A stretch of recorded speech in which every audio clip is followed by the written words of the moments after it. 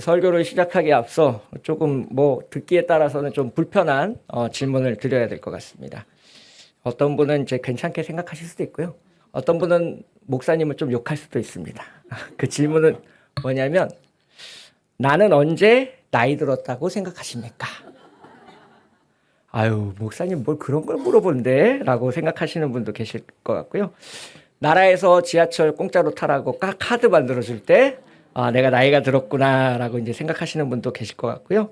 옛날에는 운동을 한 4-5시간 해도 끄떡 없었는데 요새는 1시간만 해도 이렇게 숨을 헐떡헐떡 거릴 때 내가 나이가 들었구나 라고 생각하시는 분들도 계실 것 같고, 신호등 불빛이 이제 파란 불빛에서 빨간 불빛으로 바꾸려고 깜빡깜빡 거려서 옛날에는 건너갈 수 있을 줄 알고 열심히 건너가고 있는데 빨간불이 됐을 때, 아, 이제 내가 나이가 들었구나 라고 생각하시는 분들도 계실 것 같습니다.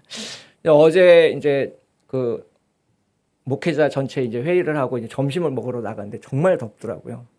그래서 이제, 아, 옛날에는 이 땡볕에도 나가서 농구를 했었는데 라는 생각을 하면서, 아, 내가 나이를 좀 먹긴 먹었구나 라는 생각을 해보았는데요. 요즘 굉장히 날씨가 덥습니다. 외출하실 때는 꼭 양산 같은 거, 또 조그만 물 한 병 챙기셔서 이제 더위에 이제 유념하시면 좋을 것 같습니다. 이제 제가 이런 질문을 드린 까닭은 요즘 제가 좀 이제 스스로 그런 생각을 하기 때문에 그렇습니다. 어떤 때 그런 생각하냐면, 이제 제가 이제 집으로 가면서 이제 차를 이제 1시간 좀 넘게 이제 타고 가는데, 이제 그러면 이제 심심하니까 혼자 운전을 하니까 이제 음악 같은 거를 듣게 돼 있습니다. 뭐 설교도 듣고 뭐 이제 CCM 같은 음악도 듣는데, 이제 좀 재미없으면 이제 뉴스 같은 것도 틀어놓고, 예전에는 젊을 때는 이제 뭐 이렇게 좋아하는 플레이리스트라 그래가지고 뭐 이렇게 USB나 CD에다가 음악을 구워가지고 이렇게 하기도 했었는데 아주 너무 귀찮더라고요. 그래서 그냥 라디오 틉니다. 이제 라디오 틀면 이제 랜덤하게 음악이 나오니까 이제 그래서 듣게 되는데요. 어느 순간부터 요즘 노래를 제가 잘 안 듣고 있다라는 걸 알게 됐습니다. 뭐 저희 아들들이 듣는 뭐 2NE1 뭐 이런 걸그룹들 노래 있잖아요. 귀에 안 들어오더라고요. 이게 무슨 노래지? 라는 생각을 하면서 옛날 노래를 듣는 제 모습을 발견할 때, 아, 나이 들었구나. 예. 뭐 강수지 선생님의 보랏빛 향기 같은 거 이런 거 들으면서 흥얼거리면서 집에 갈 때, 아, 내가 나이 들었구나라는 생각을 하게 되는데요. 이제 제가 초등학교 5학년 때 굉장히 좋아하던 노래가 있는데 여러분 다 아실 겁니다. 이제 그 가요 톱10에서 1위도 했던 노래니까 다 아실 텐데, 최호섭 선생님의 세월이 가면, 네, 세월이 가면 가슴이 터질 듯한 이렇게 시작하는 그 노래가 있는데, 지금 생각해보면 초등학교 5학년짜리가 무슨 세월을 한다고 그 노래를 좋아했는지 참 알듯 말듯한 그런 노래를 요즘 좀 듣고 있습니다. 그래서 이제 제가 설교에 스트레스를 많이 받으니까 이런저런 노래도 들으면서 하고 있는데, 이제 설교를 준비하면서 이제 기도하거든요. 이제 이번 설교를 준비하면서는 뭐라고 기도했냐면, 좀 더우니까 사이다 같은 설교가 되게 해주시면 좋겠습니다. 라고 기도하고 이제 책상 앞에 앉아서 이제 막 타이핑을 치려고 이제 시작했습니다. 그랬더니 갑자기 그때 이제 제가 중요하게 여기는 게, 그 앉았을 때 하나님이 저한테 주시는 어떤 이미지 혹은 노래 아니면 어떤 그 성경 구절 요런 게 떠오르면 이제 금방 이제 그 타이핑을 칠 수 있거든요. 어떤 하나의 시를 쓴다는 마음으로 이제 하나님께서 저에게 어떤 시상이나 영감을 주시면 이제 그때 이제 시작을 하게 되는데, 갑자기 옛날 노래가 떠오르는 겁니다. 사랑 사랑 누가 말했나, 향기로운 꽃보다 진하다고, 사랑 사랑 누가 말했나. 이 노래 아시죠? 1981년에 나온 노래입니다. 남궁옥분 선생님이 부른 노래인데, 남몰래 짝상을 하는 누군가를 생각하면서 잠못 이루는 젊은 날을 떠올리면서 시작하는 이 노래가 갑자기 왜 설교를 준비하는 제 마음속에 떠올랐을까 하면서 이제 하나님의 음성을 좀 물어보기 시작했습니다. 아마도 너무 덥고 그런데 좀 재밌는 얘기 좀 해드리라는 그런 마음을 가지고 이제 잠깐 옛날 얘기를 해드리려고 합니다. 지금으로부터 이제 대략 30년 전 실화입니다. 실화. 우리 실화 좋아하잖아요. 제가 이제 그 인천에 있는 학교에 4년 전액 장학생으로 입학했습니다. 이제 장학생으로 입학을 했는데 굉장히 그 어떤 방향 키를 잃어버렸습니다. 그래서 내가 뭐를 해야 될지, 어떻게 살아야 되는 건지, 그리고 나는 어떤 사람이 되어야 되는 건지에 대한 그 모든 생각들이 하얗게 백지가 돼버렸습니다. 그리고 사춘기가 왔습니다. 20살에. 예, 이게 사춘기는 늦게 오면 늦게 올수록 위험합니다. 예, 집에 5일씩 안 들어가고요. 제일 안 들어가 본 적은 한 2주 집에 안 들어가 봤습니다. 예, 연락 안 하고, 어디 간다고 말 안 하고, 삐삐가 있었는데 삐삐가 매일 울리거든요. 부모님한테. 절대 전화 안 합니다. 집에 들어가는 날도 새벽 4시에 택시 타고 들어가고. 예, 이제 정말 사춘기가 세게 왔는데 일주일에 이제 7일이잖아요. 일주일에 9번 술을 먹었습니다. 정말 그 두 번째 아들 탕자의 삶을 이제 제가 살아가고 있을 때였는데요. 좀 반항이 부모님에 대한 반항이 심했고 이제 삶에 대한 불만이 굉장히 강했기 때문에 이제 거의 짐승 수준이었습니다. 그래서 제가 담배도 피웠는데 제가 주일날 이게 악수하면서 느끼거든요. 누가 담배 피는 사람인지 저 다 알 수 있어요. 말씀을 안 드리는 것뿐입니다. 서로 민망해질까 봐. 예. 근데 이제 딱 담배를 10년 피다가 끊을 정도로 이제 정말 방탕한 이제 정말 조금 그런 밑바닥의 인생을 좀 살아왔었는데 이제 어느 날은 이제 친구가 너 주말에 할 일 없지? 그러길래 이제 할 일 없는데 뭐 놀러 갈 데 있어? 그때 놀러 갈 데 있으면 무조건 다 쫓아가는 데입니다. 나를 아는 사람이 있든 없든. 예.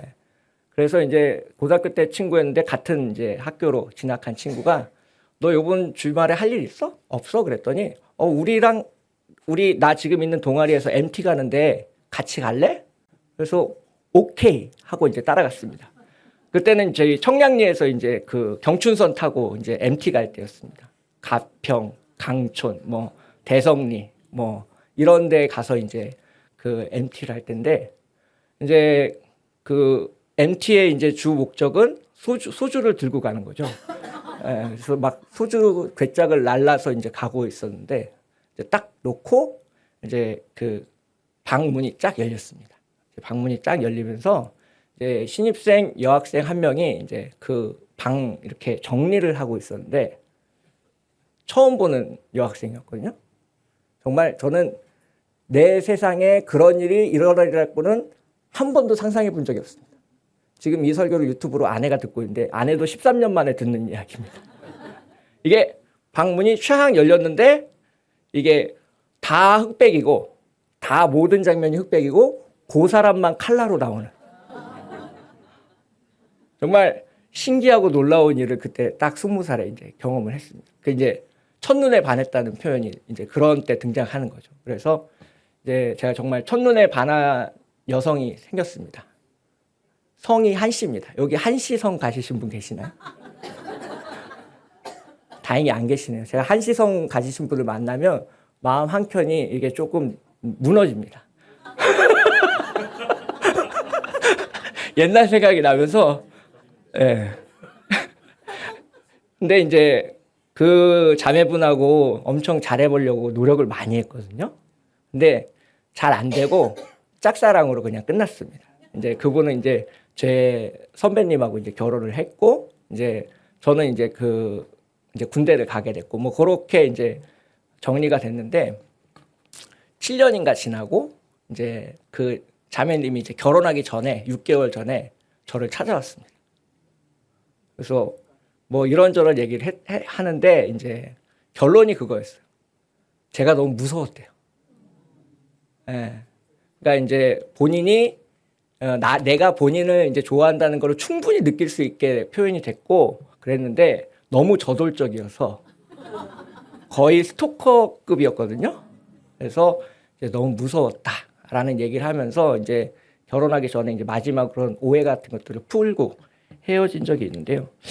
그렇게 헤어지고 나서부터 이제 계속해서 사랑이란 무엇인가에 대해서 이제 생각해보고 왜 나는 첫사랑에 실패했을까라는 것들을 좀 고민해 보기 시작했습니다. 그리고 그것이 우리가 성경에서 읽는 하나님의 사랑과 어떻게 같고 무엇이 다른가 이러한 것들을 이제 고민하는 시간을 가져보게 되었는데요. 그래서 오늘 이제 설교 시간에 이제 사랑의 4가지 모습에 대해서 함께 이제 살펴보고자 합니다.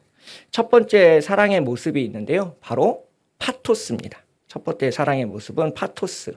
이 파토스라는 말은 헬라어이고요. 영어로 이제는 패션에 해당합니다. 그래서 우리 말로 번역할 때는 이제 열정이라고 부릅니다. 내가 이를 사랑한다 라고 말할 때 이제 보통 이 파토스라는 단어를 쓰게 되는데요. 이제 어떤 상대를 대할 때 가슴이 뛰게 되고 이제 그 에너지가 샘솟게 되는 그러한 상황을 이제 우리가 파토스가 있다라고 이야기를 하게 됩니다. 그래서 교회에서 섬기는 직분자들은 이 파토스가 있어야 됩니다. 즉 내가 섬기는 일에 대한 열정과 사랑이 있어야만 그것을 감당할 수 있습니다. 교회를 생각해 보세요. 이걸 내가 뭐 한다고 해서 나한테 봉급이 오는 게 아니잖아요. 8교구 우리 식구들이 찬양인데 찬양을 열심히 했다고 뭐 이렇게 내 인센티브가 올라가거나 그렇지 않잖아요. 즉 하나님을 향한 어떤 파토스, 열정이 있어야 그것이 가능한 것이고 기쁨으로 섬길 수 있다라는 것을 이제 사랑의 첫 번째 파트로 이야기하고 있습니다. 그래서 내 직업에 대한 파토스, 설교에 대한 파토스, 목회자에 대한 파토스, 그래 이런 열정이 있어야 우리가 주어진 일을 잘 감당할 수 있는데요. 여기 앉아 계신 우리 모두가 그 파토스가 넘쳐서 주님의 일을 잘 감당하실 수 있기를 주님의 이름으로 축복하겠습니다. 그런데 이 과요불급이라고 해서 이 파토스가 너무 넘치면 또 문제가 되기도 합니다. 이제 이 파토스가 너무 넘치는 경우에는 오만과 독선에 빠질 수 있습니다. 내가 제일 잘해. 내가 제일 잘 알아. 이런 경우가 있거든요. 그래서 나만큼 해봤어? 다른 사람을 무시하고 이제 자기 주장을 밀어붙이는 경우가 생기기도 하는데요. 이제 불이 적당히 뜨거우면 요리할 때 쓰이지만 너무 뜨거우면 이제 집을 태울 수 있다라는 사실을 꼭 기억하고 우리 안에 있는 파토스가 독이 되지 않도록 이제 기도하는 그러한 마음을 가져야 될 것 같습니다. 두 번째 사랑의 모습이 있습니다. 그것은 이제 필로스입니다. 이 두 번째 사랑의 모습을 필로스라고 하는데요. 우리말로 번역할 때는 이제 우정이라는 말로 번역이 됩니다. 근데 이제 보통 이 필로스라는 단어를 쓸 때는 형제 자매 간의 사랑 아니면 동기 간의 사랑 이런 것들을 나타낼 때 씁니다.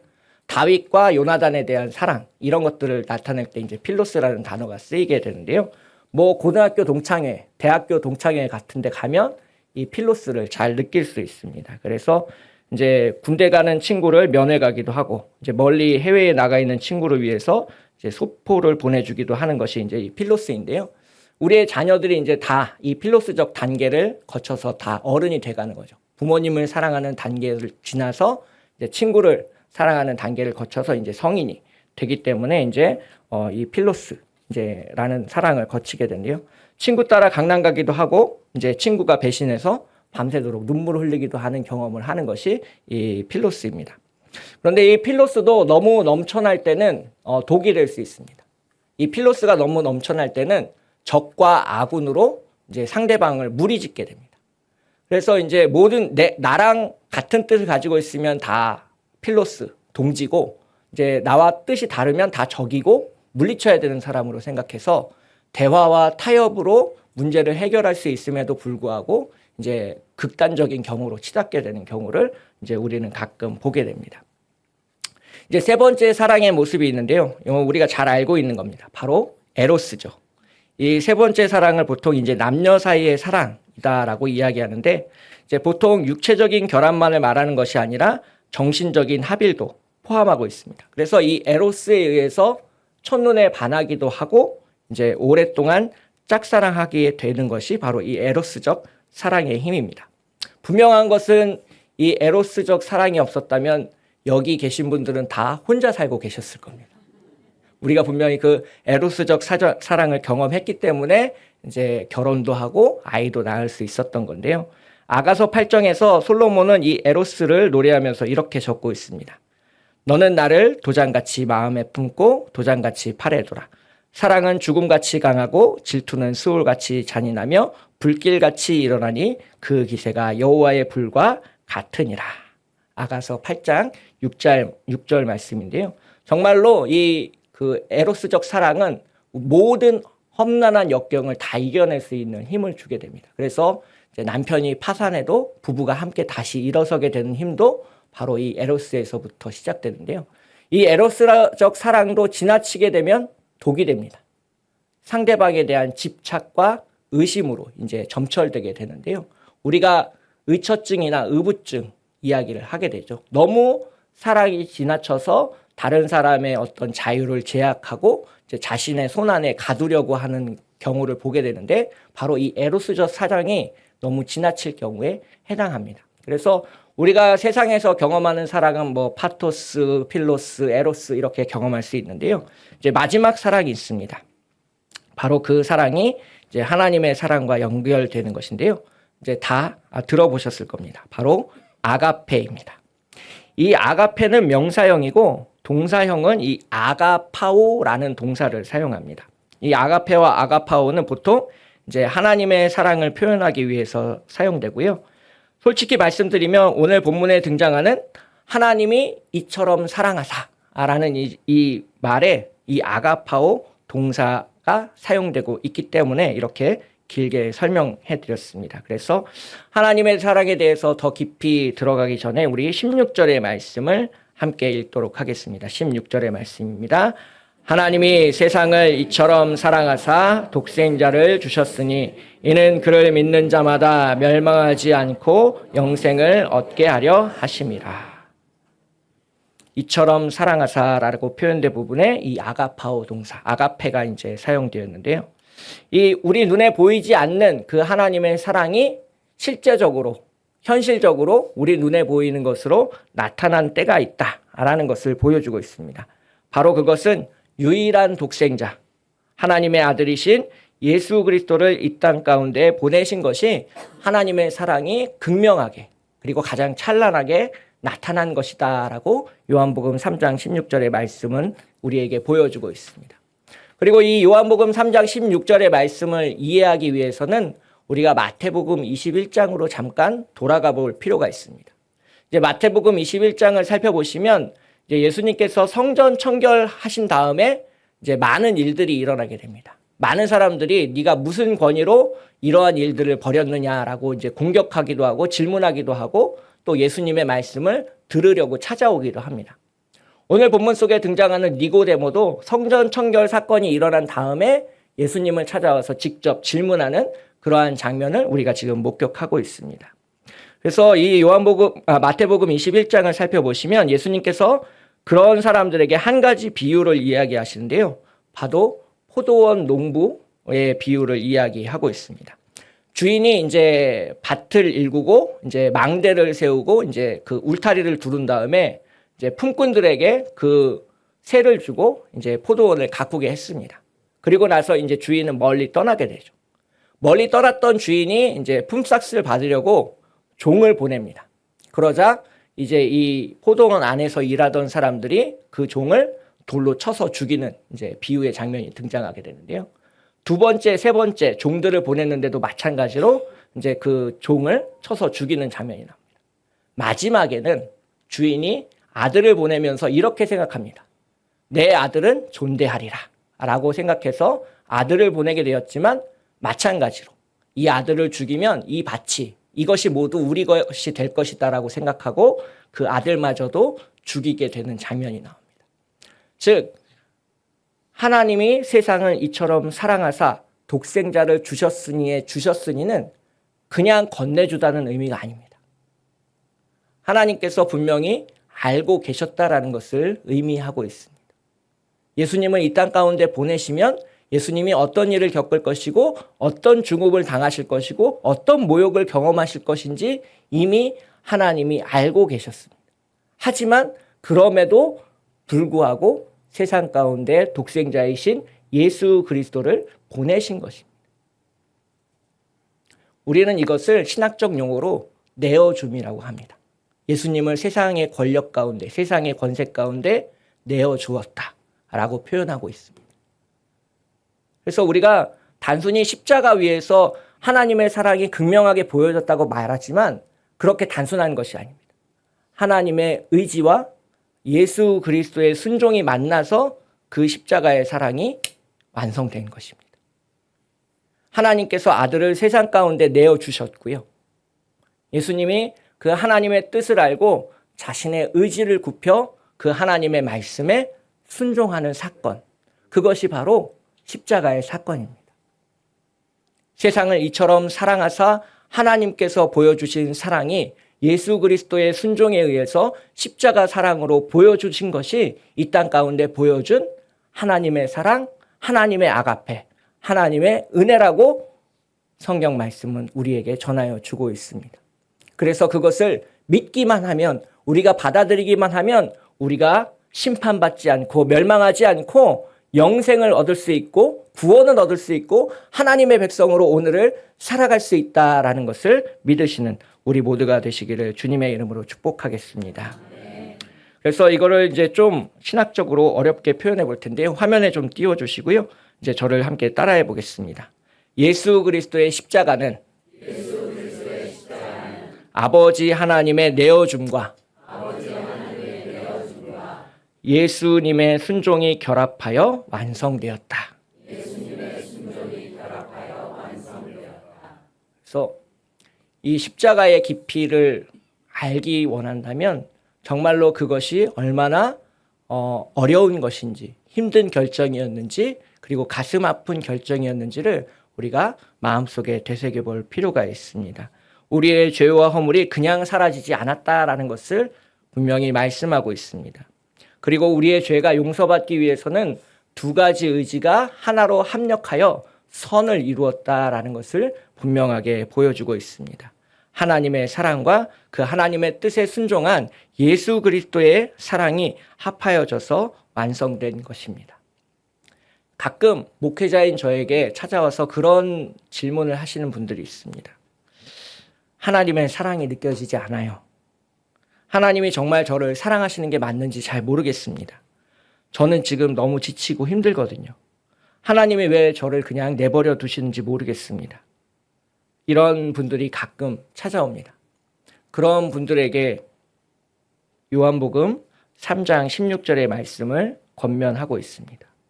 우리를 향한 하나님의 사랑은 예수 그리스도의 십자가 위에서 찬란히 빛나고 있다라고 말씀드리고 있습니다. 여기서 우리가 이 본문 속에서 메시지를 발견할 수 있는데요. 오늘 본문에서 말씀하고 있는 메시지는 아주 간결합니다. 함께 따라서 읽어보실까요? 우리는 그리스도의 십자가를 통해 하나님의 사랑을 봅니다. 즉, 지금 너무 외롭고 힘들다면, 하나님의 사랑이 느껴지지 않는다면 그 십자가를 통해서 하나님의 사랑을 경험하시기를 축복하겠습니다. 이 하나님의 사랑은 우리의 죄를 용서하는 사랑입니다. 하나님의 사랑은 죄인을 죄인이라고 부르지 않습니다. 하나님의 사랑은 우리를 아들과 딸이라고 부르는 사랑입니다. 하나님의 사랑은 우리를 위해 유일한 독생자 예수 그리스도를 우리에게 내어주는 사랑입니다. 예수님의 아가페적 사랑은 세상의 모든 죄를 짊어지고 가는 어린 양의 사랑입니다. 그 사랑에 힘입어 우리는 구원을 받았고 용서받았고 천국에 갈 수 있습니다. 그 사랑이 상한 갈 때뿐인 우리를 지탱해 주고 있고요. 우리를 변화시켰습니다. 그 사랑이 저를 살렸고요. 그 사랑은 우리의 죄를 따져 묻고 있지 않습니다. 하나님과 원수된 우리를 품에 안으셨고요. 그 사랑은 우리 가운데 지금 임재하고 있습니다. 그 사랑의 의지에 다시 한번 일어서는 우리 모두가 되시기를 주님의 이름으로 축복하겠습니다. 설교를 갈무리하면서 그 하나님의 사랑이 어떻게 우리에게 나타나는지를 깨닫게 된 예화를 잠깐 들려드리려고 합니다. 제가 초등학교 6학년 때 있었던 일인데요. 당시에는 이제 김포공항에서 멀리 떨어지지 않은 이제 경기도 부천의 작은 아파트에서 살고 있었습니다. 5층짜리 건물에 5층에 살고 있었는데 엘리베이터가 없는 그런 아파트였습니다. 그냥 말만 아파트였던 그런 데서 살고 있었는데요. 저는 결혼하기 전까지 이제 그 열쇠를 가지고 다니지 않았습니다. 집 문이 항상 열려 있었습니다. 제가 대학교 때 새벽 4시에 집에 들어가도 저희 집 문은 열려 있었습니다. 아들이 들어올 때까지 엄마가 문을 잠가 놓지 않았거든요. 그래서 저는 이제 늘 항상 집 문을 열려져 있고 집엔 항상 엄마가 계시는 그런 환경에서 자라왔는데요. 그날은 이제 6학년 때 이제 그 학교가 좀 일찍 끝났습니다. 그래서 일찍 끝나서 이제 계단을 저벅저벅 올라오고 있었는데요. 요즘에는 이제 정수기 같은 게 잘 돼 있잖아요. 근데 옛날에는 이제 다 물을 끓여 먹었습니다. 그쵸? 이제 보리차 같은 거를 끓여서 먹었습니다. 이제 유리병에 담아가지고 이제 식혀가지고 이제 냉장고에 넣어놓는 그런 일들을 많이 했었는데요. 하필 그날 이제 어머니가 물을 끓이고 계셨고요. 하필 제가 좀 일찍 집에 갔습니다. 그것도 하필 이제 문이 열려 있는 그 타이밍이었고요. 이제 하필 어머니가 물 주전자를 들고 이제 베란다로 가고 계시는 중이었습니다. 아무 생각 없이 이제 이게 현관문을 탁 열었는데 어머니랑 저랑 눈이 마주쳤습니다.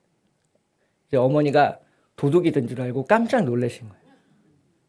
그러면서 손에 들고 있던 주전자를 놓치셨습니다. 네. 그 주전자에 끓고 있던 팔팔 끓던 물이 허벅지에서부터 시작해서 이제 다리까지 다 흘러넘쳤어요. 그래서 어머니가 이제 화장실에 급하게 가셔서 이제 찬물로 대충 헹구고 이제 병원을 가셨는데 이제 입원을 하셨습니다. 3도 화상. 그래서 생쌀을 7번인가 이제 3살이 돋게 하기까지 이제 7번을 뜯어내는. 병원에서는 이제 한 달을 입원해야 된다고 하셨는데 저희가 이제 4남매였거든요. 어머니가 2주 만에 퇴원하셨습니다. 그래서 그 살을 다 못 뜯어내고 그 자국이 남아 있습니다. 그래서 평생 그 미니스커트 같은 거를 못 입으셨습니다. 그때 이후로. 그래서 근데 30년이 지난 지금도 어머니가 그 말을 안 해요. 너 때문에 내가 상처 입었다. 너 때문에 내가 아파했다. 너 때문에 내가 힘들었다는 얘기를 초등학교 6학년 때부터 지금까지 30년 동안 한 번도 그 말을 하지 않으셨습니다. 아, 이게 사랑이구나 라는 것을 제가 깨달을 수 있었습니다. 하나님의 사랑은 우리를 탓하거나 원망하지 않습니다. 예수님은 십자가 위에서 우리를 정죄하지 않으셨습니다. 내가 너희를 위해서 이 무거운 십자가를 짊어지고 간다고 말씀하지 않으셨습니다. 예수님은 철저히 침묵하셨고 저들의 죄를 용서해달라고 기도하셨습니다. 그 사랑에 힘입어 그 사랑을 깨닫고 우리는 기도하고 주님을 찬양하고 예배하고 있습니다.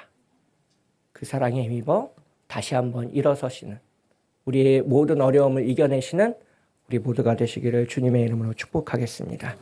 함께 기도하겠습니다.